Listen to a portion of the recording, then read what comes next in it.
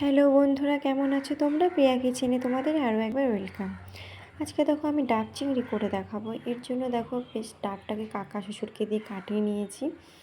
এরপরে দেখো আমি এখানে ডাবের জলটা দেখাচ্ছি তোমাদেরকে। এরপরে আমি চিংড়ি মাছগুলো বেছে নেবো। এখানে আমি 250 মতন চিংড়ি মাছ নিয়েছি, সমুদ্রের চিংড়ি। তো দেখো এবার আমি মশলা বেটে নেবো।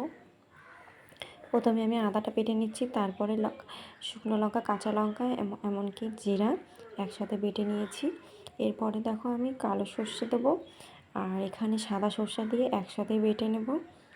তারপরে দেখো বন্ধুরা, প্রায় তো আমার বাটা প্রায়ই হয়ে গেছে। এরপরে আমি তোমাদেরকে দেখাচ্ছি এখানে চিংড়ি মাছগুলো বেছে রেখেছিলাম।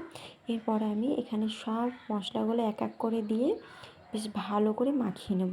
প্রথমেই তো মশলাটা দিয়েছি, এরপরে 2 চামচ হলুদ দিয়ে দেবো, তারপরে দিয়ে দেবো 2 চামচের মতন লবণ, 2 চামচ না 1 চামচই লবণ দেবো।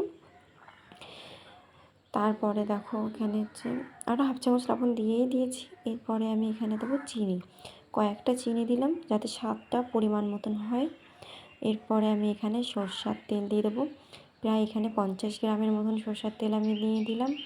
এরপরে ভালো করে এটাকে সুন্দর করে মাখিয়ে নেবো। দেখো মাখানোতেই দেখো কত সুন্দর লাগছে দেখতে, তো খেতে কত সুন্দর হবে ভাবো এবার। তো দেখো এখানে বেটে রাখা সরষেটা বেশ ভালো করে আমি দিয়ে দিলাম, দিয়ে আবার এখানে 2টো কাঁচা লঙ্কা কেটে নিয়েছিলাম। তো এবার দেখো আমি এগুলো ডাবের মধ্যে দিয়ে দেবো একটা একটা করে। তো প্রায় ডাবের মধ্যে তো আমার এগুলো দেওয়া হয়েই গেছে। তো দেখো এটার মুখ আটকানোর জন্য এই একটা প্লাস্টিক বাটি দিয়ে বেশ ভালো করে পরিমাণ মতন ডাবের মুখটা কেটে আমি বসিয়ে দিলাম গ্যাসে। যাই হোক, এরপরে দেখো মানে ডাবটা পুড়ে গেছে একদম। তো পুড়ে গেলে হবে না, ভিতরটাও সেদ্ধ হওয়া দরকার তার জন্য।